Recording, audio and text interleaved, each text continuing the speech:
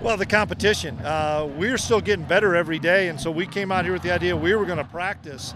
There was just more fans here, and the fact that we were able to get our practice, get our work in, all the things. This is a normal practice for us. We just finished the practice rather than with a double rep team period with a little bit of a scrimmage at the end. Chris, what can you tell us about Justin Hughes' status right now? Yeah, he tore his ACL last week. Sick for the kid. Love him. He knows how I feel about him. In my opinion, in a short time around him, heart and soul of our football team. The kids love him. Coaches love him. He'll be back, and he's got an opportunity to get a medical hardship, and he's going to do that because he loves the game of football. And so the challenge for Justin is to be a great leader, to be that captain like he is from the sideline next year. And he'll be challenged by it, but I think he'll grow from it. I know he'll be back stronger and better than ever, but he'll miss next year. You are confident he'll be back in 2020? Oh, I'm really confident he's going to be back in 2020.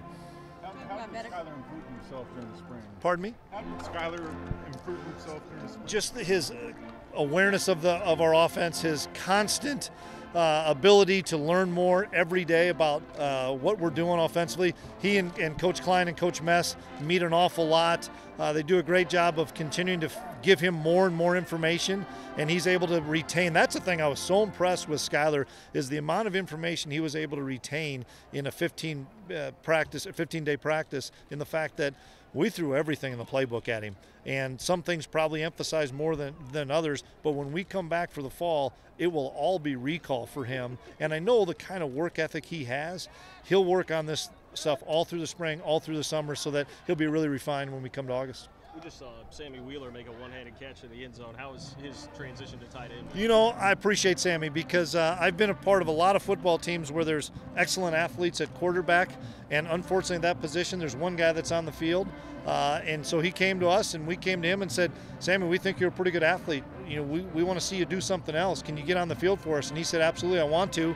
And a tight end is a position that is of need for us. And he embraced it, jumped in.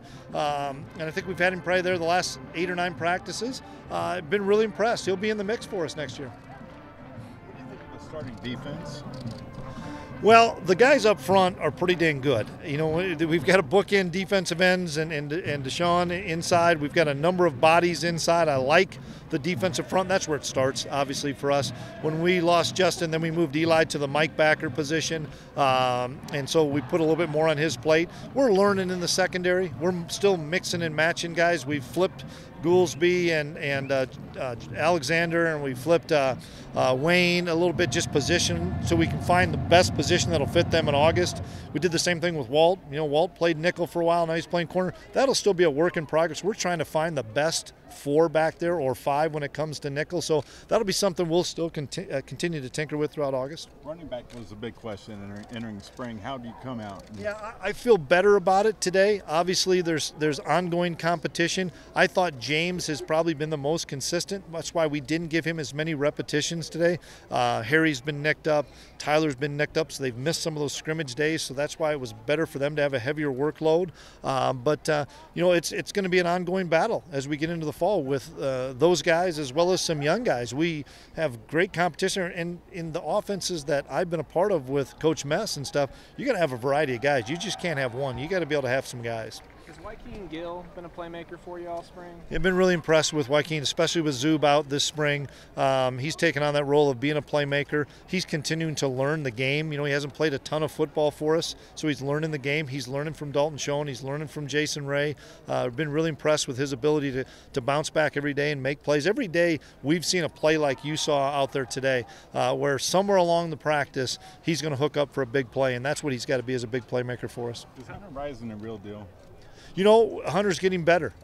He's missed some time as well, and so we've got to get him back with a great spring and a great summer. But he has a world of ability, and I'm excited to see, once again, just like everybody else, when we reinstall all this stuff, when we get to early fall in August, how much retention everybody has so that they just play faster. That's the one thing. It's sometimes difficult to tell how talented a young man is if they don't know what they're doing. Now they're starting to get the understanding of our schemes offensively and defensively. They'll continue to do that themselves with captain's practices this spring and summer. But when we get into August and we reinstall it as coaches, I look for really quantum leaps with a lot of guys. How tight right now is the backup quarterback race?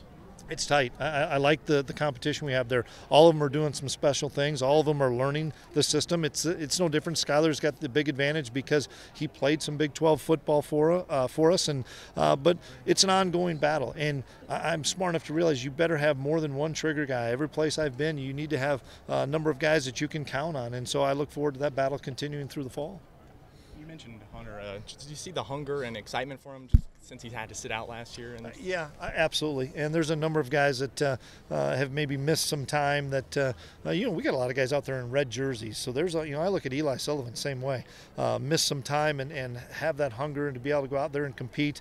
Football's a violent, tough game. And when you get it taken away from you, you come back hungrier than ever. And you want to have that feel of being out on the field between the lines with your brothers.